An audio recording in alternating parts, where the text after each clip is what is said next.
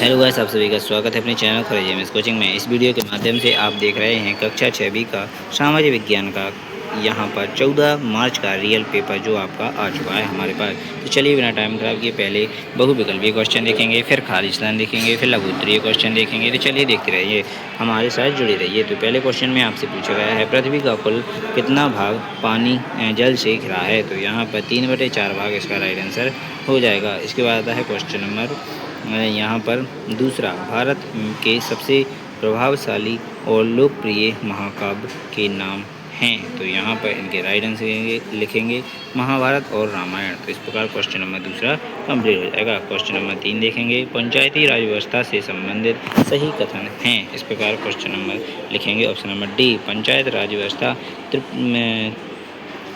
त्रिस्तरीय होती है। इस प्रकार आपने क्वेश्चन नंबर 3 कंप्लीट कर लिया।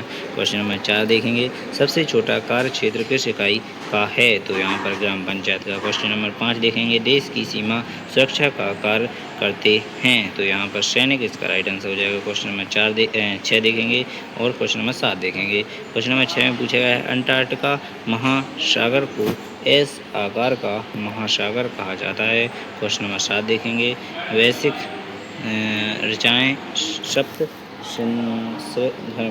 क्षेत्र में रची गई थीं। इस प्रकार आपने क्वेश्चन नंबर खालिस्तान 6 और 7 भी कंप्लीट कर लिया। अब 8, 9, 10 भी देख ही लेते हैं। तो यहाँ पर आठवें वाले खालिस्तान में आपको पंचायती कथ्य मूल्य संस्कृत पाठ्य लगता है, यहाँ पर लगभग 2000 वर्ष पुराना है। इसके बाद क्वेश्चन नंबर 1909 में पूछा गया, अतीत के फलन मायकों एवं योगों की कथा का व्याख्यान करने वादनी संधि यहाँ पर कविता महाकाव्य कहलाती है। इसके बाद क्वेश्चन नंबर 10, वर्षा जल संग्रह के लिए हवड़े बाजार की सरपंच पोपर राव को 2000 में पद्मश्री में सम्मानित किया गया था। इस प्रकार क्वेश्चन नंबर 10 कंप्लीट हो जाएगा। क्वेश्चन नंबर 11 देखेंगे।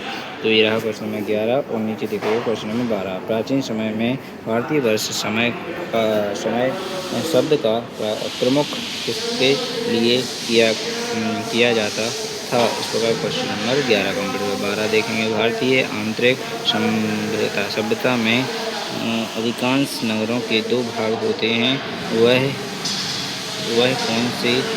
कौन से नगर व्याख्या की भी जिसमें 3 भाग थे? इस प्रकार आप इनको देखेंगे। तो ये रहा 3 भाग थे। क्वेश्चन नंबर 13 में पूछा गया है, भौतिक जगत की एकमात्र सत्य एवं मृत्यु में पश्चात जीवन का होना असंभव है, यह किसका मत है? इस पर क्वेश्चन नंबर 14, वैशाली नामक स्थान भारत के किस राज्य में स्थित है? इसके बाद क्वेश्चन नंबर 15, महानगर निगम किसे कहते हैं? क्वेश्चन नंबर 16, आर्थिक गतिविधियाँ के 2 उदाहरण लिखिए। इस प्रकार आपने क्वेश्चन नंबर 15, 16 भी कंप्लीट कर लिया। अब आप देखने वाले हैं इनके आंसर। चलिए बिना टाइम खराब किए क्वेश्चन नंबर 11 का आंसर देखेंगे। प्राचीन समय में भारतवर्ष शब्द का प्रयोग संपूर्ण भारतीय उपमहाद्वीपीय के लिए किया जाता था, जिसे अक्सर राजा भारत के वंशजों की भूमि माना जाता था। इस पर क्वेश्चन नंबर 12 देखेंगे। हड़प्पा सभ्यता का धौलावीरा गुजरात एकमात्र ऐसा नगर था जो 3 भागों से विभाजित था, दुर्ग, मध्य नगर और निचला नगर। इस प्रकार क्वेश्चन नंबर 12 कंप्लीट हो जाता है। क्वेश्चन नंबर 13 देखेंगे, यह चार्वाक दर्शन लोकमान्य मत का विचार था। इस प्रकार क्वेश्चन नंबर 13 तक आपने कंप्लीट कर लिया। क्वेश्चन नंबर 14 देख लेते हैं। वैशाली भारत के बिहार राज्य में स्थित था। क्वेश्चन नंबर 14 कंप्लीट हो जाता है। 15 देखेंगे, बड़े शहरों आमतौर पर 10 लाख से अधिक आबादी वाले के स्थानीय प्रशासन को संभालने वाली संस्था को नगर निगम या महानगर निगम कहते हैं। इस प्रकार क्वेश्चन नंबर 15 कंप्लीट हो जाएगा। क्वेश्चन नंबर 16 देख लीजिए, आर्थिक गतिविधियों के 2 उदाहरण लिखिए। क्वेश्चन नंबर आपका 16 का राइट आंसर ये रहा आपका, खेती करना, कृषि, दुकान चलाना या व्यापार करना। इस प्रकार आपका क्वेश्चन नंबर 16 कंप्लीट हो जाता है।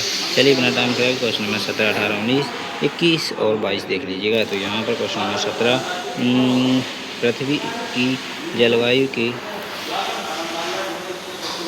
निर्माण में महासागर एवं महाद्वीप दोनों अपनी अपनी भूमिका कैसे निभाते हैं? क्वेश्चन 18, सिंधु नदी की कोई 3 सहायक नदियों के नाम लिखिए। क्वेश्चन नंबर 19, हड़प्पा सभ्यता के समय खेले जाने वाले किन्हीं 3 खेलों के नाम लिखिए। क्वेश्चन नंबर 20, बच्चे अधिक से अधिक दायित्व का निर्वाह करना कैसे सीखते हैं। क्वेश्चन नंबर 21, खनन एक जोखिमपूर्ण कार्य है, क्यों। इसका क्वेश्चन नंबर 22, नागरिक शास्त्र का उद्देश्य क्या है। Question number 22। इस प्रकार आप इनको कंप्लीट कर लीजिएगा। चलिए एक एक करके इनके आंसर देख लेते हैं। तो ये रहा क्वेश्चन नंबर 17 का राइट आंसर, महासागर ऊष्मा को देख सूख कर और धाराओं के माध्यम से उसे पूरी पृथ्वी पर वितरित कर तापमान को नियंत्रित करते हैं। वही महाद्वीप अपनी बनावट और ऊंचाई जैसे पर्वत के जरिए हवाओं के रुख और वर्षा के चक्र को प्रभावित करते हैं, जिससे क्षेत्रीय जलवायु का निर्धारण होता है। क्वेश्चन नंबर 18 देखेंगे, सिंधु नदी की कोई 3 सहायक नदियों के नाम लिखिए। सिंधु नदी की प्रमुख 3 सहायक नदियाँ निम्नलिखित हैं।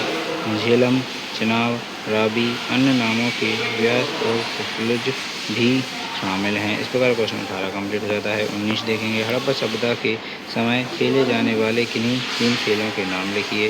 पासा, शिकार करना, पशुओं की लड़ाई कराना। इस प्रकार क्वेश्चन नंबर 19 कंप्लीट हो जाता है। क्वेश्चन नंबर 20 में पूछा गया, बच्चे अधिक से अधिक दायित्व का निर्वहन करना कैसे सीखते हैं। बच्चे अपने परिवार और परिवेश में बड़े को देखकर और अपने कार्यों का अनुसरण करके जिम्मेदारी सीखते हैं। जब उन्हें छोटे छोटे कार्यों को स्वतंत्र रूप से कराने का अवसर दिया जाता है, उन्हें प्रयास की सराहना की जाती है, तो उनमें आत्मविश्वास और दायित्व बोध विकसित होता है। इस प्रकार क्वेश्चन नंबर 20 कंप्लीट हो जाता है। क्वेश्चन नंबर 21 देखेंगे, खनन एक जोखिमपूर्ण कार्य है, क्यों। खनन में खजानों के धंसने, जहरीले गैसों के रिसाव और अचानक बाढ़ आने का खतरा बना रहता है। इसके अलावा धूल और रसायनों के कारण खनिजों के फेफड़ों से जुड़ी गंभीर बीमारियां होने का डर रहता है, जिससे यह एक खतरनाक पेशा बन जाता है। क्वेश्चन नंबर 22 कंप्लीट करेंगे, नागरिक शास्त्र का प्रमुख उद्देश्य व्यक्तियों को उनके अधिकारों और कर्तव्यों के प्रति जागरूक कराना है। यह नागरिक को देश की राजनीतिक व्यवस्था, शासन प्रणाली और लोकतांत्रिक मूल्यों की समझ देकर एक जिम्मेदार और आदर्श नागरिक बनाने में मदद करता है। इस प्रकार क्वेश्चन नंबर 22 कंप्लीट हो जाएगा। यहाँ पर क्वेश्चन नंबर 23, 24, 25 देखेंगे दीर्घोत्तरीय क्वेश्चन। चलिए इनके भी आंसर देख लेते हैं। क्वेश्चन नंबर 23 का राइट आंसर ही रहा, ध्रुवीय गोले 3D, ध्रुवीय 2D समतल स्थल। इस प्रकार क्वेश्चन नंबर 23 कंप्लीट हो जाएगा। मानचित्र की अवधारणा। इस प्रकार क्वेश्चन नंबर 23 कंप्लीट हो जाएगा। इसको आप कंप्लीट कर लीजिएगा। चलिए बिना टाइम खराब किए क्वेश्चन नंबर 24 देख लेते हैं। हिमाचल भारत, नेपाल, कैलाश पर्वत, माउंट एवरेस्ट जापान। इसे जापानी संस्कृति का स्रोत धर्म से उत्तर पवित्र माना जाता है। माउंट सिनाई मिस्र, यह सऊदी, ईसाई और ईरान इस्लाम धर्म के लिए धार्मिक महत्व करता है। उदूद माउंट कन्या अफ्रीका। इस प्रकार क्वेश्चन नंबर 24 कंप्लीट हो जाएगा। क्वेश्चन नंबर 25 देखें, इतिहास को समझने में विभिन्न स्रोत हमारी क्या सहायता कर सकते हैं। इस प्रकार क्वेश्चन नंबर 25 कंप्लीट करेंगे। पुरातात्विक स्रोत, प्राचीन इमारतें, सिक्के, मुद्रण और शिलालेख हमें उस समय की कला, अर्थव्यवस्था और राजाओं के शासनकाल के बारे में ठोस जानकारी देते हैं। क्वेश्चन नंबर 1 हो जाएगा। दूसरा देखेंगे यहाँ पर साहित्य स्रोत, हस्तलिपियाँ, यात्रा वृत्तांत और धार्मिक ग्रंथ हमें तत्कालीन समाज, रीति रिवाजों, भाषा और लोगों की सोच को समझने में मदद करते हैं। ये स्रोत एक कड़ी की तरह काम करते हैं, जिनसे इतिहासकार पुरानी घटनाओं को क्रमबद्ध तरीके से जोड़कर हमें अतीत का ज्ञान कराते हैं। क्वेश्चन नंबर 25 कंप्लीट हो जाएगा। Question number 26, doctor APJ Abdul Kalam के बारे में। मिसाइल मैन, युवाओं के लिए प्रेरणा, सादा जीवन और उच्च विचार, वैज्ञानिक प्रगति,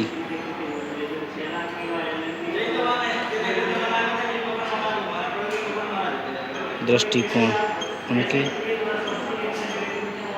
उनकी पुस्तकें जैसे अग्नि की उड़ान। इस प्रकार आपने क्वेश्चन नंबर 26 तक पूरे कंप्लीट कर लिए हैं। आगे के आपको आंसर नेक्स्ट वीडियो में प्रोवाइड किए जाएंगे। जो भी आपको डाउट हो कमेंट बॉक्स में पूछ सकते हैं। इसी प्रकार मैंने हर एक पेपर कंप्लीट कराया है, आपने देखा होगा। आप कक्षा 7 में हैं, कक्षा 8 की तैयारी करनी है अगर आपको, तो हमारे चैनल से जुड़ जाइएगा। बिना टाइम खराब किए आपको इसी प्रकार आंसर मिलता रहेगा। धन्यवाद। जय हिंद, जय भारत, भारत माता की जय।